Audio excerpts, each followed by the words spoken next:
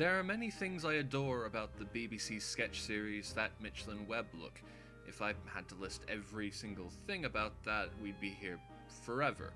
But one thing I love in particular is the game show Numberwang.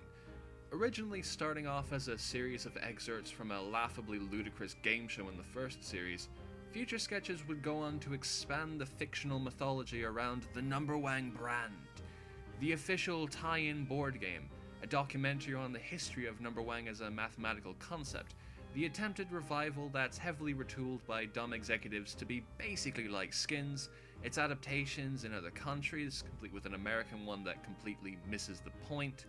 Each look at a different aspect of Numberwang manages a pitch-perfect parody of whatever it tackles. And to me, there is no better proof of this than the trailer for the Numberwang Code, a big-budget Hollywood film based on the beloved game show. There are simply too many things I love about this sketch, so to make it easier to narrow things down, here are 3 things that make this such a perfect mockery of the film industry. Number 1, being a ludicrous adaptation. The plot to the Numberwang Code is a very blatant copycat of the Da Vinci Code, with people being killed in bizarre ways, ancient conspiracies being revealed in classical works of art, and a hilariously accented American professor discovering the truth.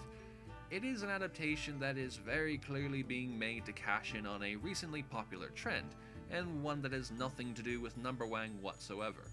This might sound maddening to some, but this is really nothing new in the world of Hollywood adaptations. The bright, colorful Super Mario Bros. Was turned into a dark Blade Runner-esque movie, Battleship decided to have an alien invasion so it could be more like Michael Bay's Transformers, and acclaimed puzzle game Tetris is getting a trilogy of sci-fi films. Let me repeat that for those of you in the back. This, yes, this is getting a trilogy of sci-fi films. As such, the Numberwang Code perfectly exemplifies the kind of lazy Hollywood adaptation that seeks the brand name recognition of a popular series, and then goes about lazily copying something else instead in fear of terrifying people who only want what they've already seen. Again, basically like Skins. Number 2, its use of intertextuality.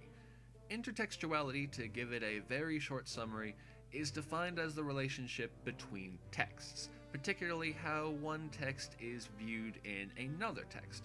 In popular media, this often results in references to other works, reusing iconic images to capture people's attention, or in-jokes towards aspects of its own franchise. If you want a better understanding of intertextuality and how it's used in media, go see this video by the Nerdwriter. It explains it much better than I ever could. In this modern era of heavily franchised movies with sequels and shared universes, intertextuality is used a lot in order to get butts into seats, but there's the risk of it meaning nothing to people who haven't seen or liked those previous works. For example, a lot of the impact of, say, Rogue One: A Star Wars Story comes from recognizing and reuniting with classic elements, the characters, the world, the mythos, the ships, the weapons, etc. If you're not a fan of Star Wars, that impact's gone and you're left with a nothing of a film. This intertextuality can be seen in the Numberwang Code, however briefly, by showing the host of the game show being chased down and killed. But you only know that he's the Numberwang host if you've watched the Numberwang sketches from the first series. In other words, if you've watched the show in universe. Otherwise, he's just some guy that gets killed out of nowhere. It's a very short part of the trailer, but it does an excellent job of pointing out how dependent film studios have become on intertextuality in lieu of making anything truly good or affecting. Number 3, a trailer that spoils the plot. Perhaps most obviously, the trailer is a whirlwind look through every single part of the plot, to such a degree that you don't really need to go and see the actual film to find out what happened. It's cliché to mock trailers for spoiling the whole story, I know, but when they keep doing that to such egregious degrees, there's really nothing else to do but keep pointing that out. Instead of coming out with an interesting piece that shows off the theme or mood of the film without giving anything too big away, The producers of the Numberwang Code are so desperate to get people watching that they'll tell them every single thing that's going to happen. The mysterious historian taking off Ian McKellen, the revealing of the conspiracy, the faked death of the historian, the main hero using a gun and uttering a terrible one-liner. One of these has to get people watching, even if the film's surprise is lost on the way, right? Right? It's such a dead-on parody of trailers that indulge on this nonsense to the point where I'd argue for using it to teach a class on how not to make a film trailer. It is simultaneously the best and worst Hollywood trailer ever made, and I wouldn't have it any other way.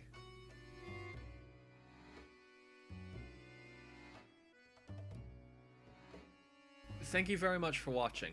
I know it's been months and months since I last put out anything, and I really do apologize for that, but a combination of college work and writer's block kept me busy for longer than I honestly thought would be the case.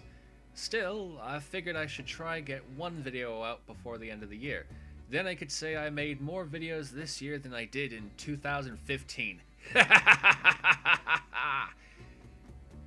Yes, it's a bit of a hollow victory, but you know. Anyhow, I'd like to thank @PhantomDoor on Twitter for giving me ideas for what music to use for this video. Even if I did completely ignore his suggestions in the end, sorry about that. And once more, I'd like to thank you for watching this, and to thank everyone who's been watching me on-off for the last 6 years. I consider myself a bit of a Z-list YouTuber in the grand scheme of things, but I'm still incredibly touched that you decided to give me the time of day at any point.